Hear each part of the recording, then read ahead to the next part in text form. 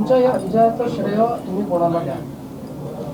माझ्या विजयाचं श्रेय खूप लोकांनी, हे माझा विजय आहे नाही, मी खरं सांगते.